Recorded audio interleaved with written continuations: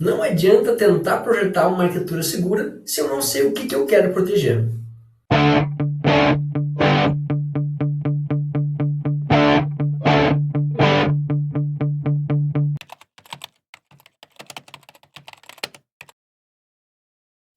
E antes de tomar uma decisão final sobre como proteger o sistema através de uma arquitetura segura, nós precisamos entender quais são os ativos que realmente têm valor naquela arquitetura, né? Por isso que nós tivemos aquela conversa com o usuário lá nas primeiras aulas. Então, no caso do meu sistema de matrículas, nós temos aí credenciais institucionais, temos identidade de usuários, históricos de cancelamento de matrícula, tem históricos de componentes aceitos, tudo isso são informações, são ativos importantes. Quais são as matrículas que estão ativas, quais são as notas de frequências, caso isso seja integrado ao sistema de matrículas.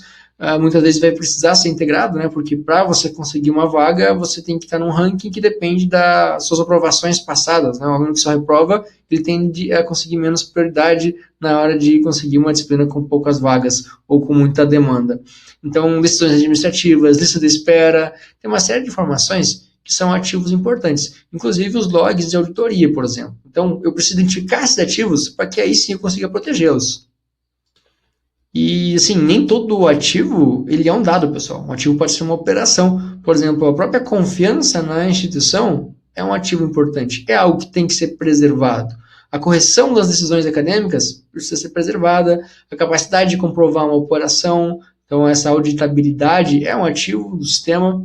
A capacidade de comprovar essa operação, então, ela precisa ser mantida através de funcionalidades específicas para isso. A capacidade de manter o sistema disponível durante o processo de matrícula também é um ativo que o sistema vai ter.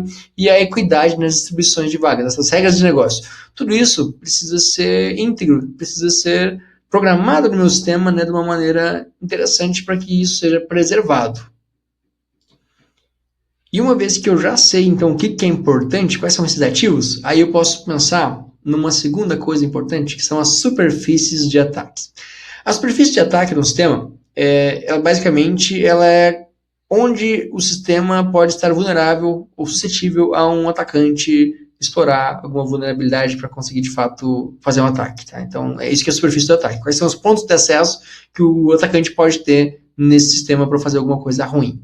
No nosso sistema de matrículas, nós temos aí desde a página de login, que talvez seja uma das primeiras superfícies de ataques, a recuperação de senhas, se ela tiver uma vulnerabilidade, você conseguir trocar daqui a pouco o e-mail do estudante e a senha, você consegue dizer, esqueci meu e-mail, então coloca um novo e-mail. Aí você coloca o e-mail falso e você recupera a senha de forma indevida, rouba a senha desse estudante.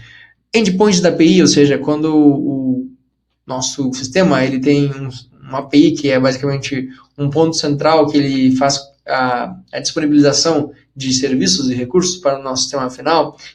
Se esse sistema ele tiver problemas, né, de segurança, ele pode ser atacado. Então, isso aí é uma outra superfície, um outro ponto de entrada para o atacante conseguir roubar dados, manipular dados ou fazer alguma coisa indevida. O portal da secretaria, o portal do estudante, a página da própria coordenação, a parte de importar arquivos. Daqui a pouco tem ali um local onde o aluno consegue fazer o upload de um arquivo PDF e se não tiver uma boa validação, ele consegue daqui a pouco colocar um arquivo infectado e apaga tudo que tem no sistema. Né? Coloca um ponto .exe ali ao invés de um ponto .pdf e aí o sistema pode todo ser danificado através dessa porta de entrada. Então, quando nós falamos de superfície de ataque, estamos tentando descobrir quais são as portas de entrada ou janelas de entrada, né?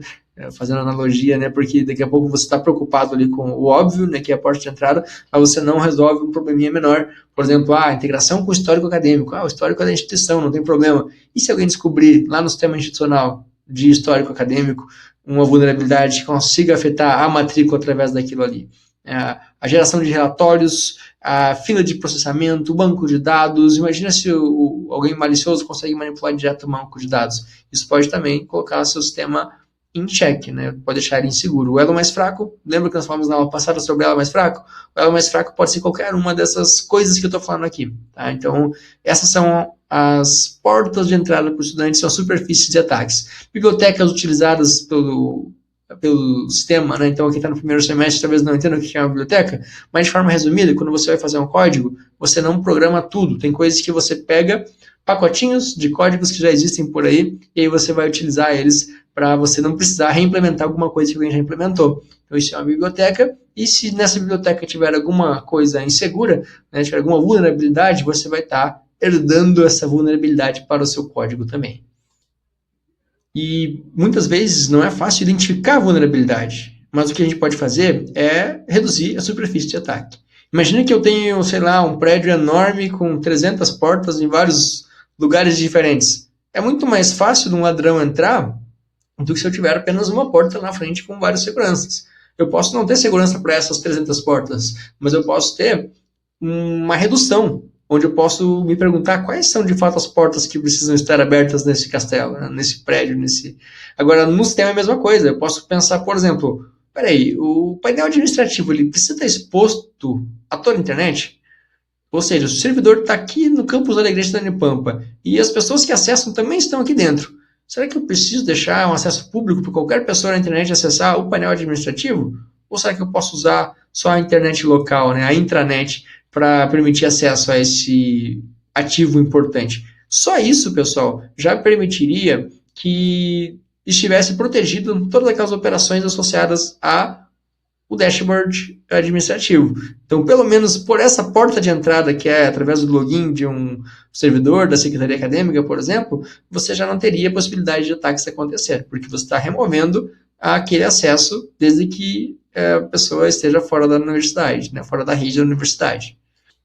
Você também pode perguntar se todas as funções precisam usar a mesma API. Daqui a pouco você pode ter APIs separadas, onde as funções do estudante consomem uma API e as outras funções administrativas consomem uma API diferente, que aí elas têm níveis de acesso diferentes. Daqui a pouco a API que o estudante está usando para consultar alguma coisa, ela pode ser somente leitura, né? Ninguém consegue mudar nada através daquela API, enquanto que a API utilizada pelos técnicos administrativos, ela pode permitir a escrita também. Um sistema ele precisa permitir importação de planilhas? Se sim, ok. Se não, daqui a pouco, né, limita a importação somente a PDF ou a menos arquivos. Por quê? A planilha pode ter macros, pode ter, daqui a pouco, coisas que não deveriam ter ali dentro que acabam também deixando o sistema inseguro. Tá?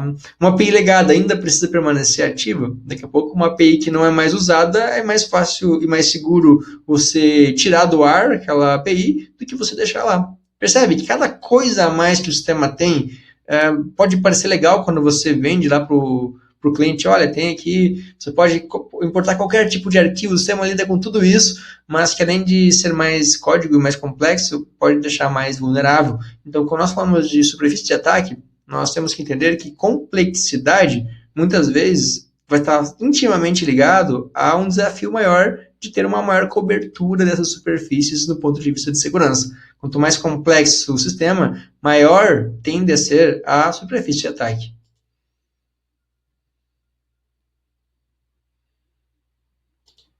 Então, eliminar a superfície, ou pelo menos reduzir, né? Vamos sempre usar essa palavra reduzir, porque eliminar a gente nunca consegue. A única forma de eliminar é a gente não ter, de fato, nem usuários legítimos usando o sistema. Aí não adianta, né?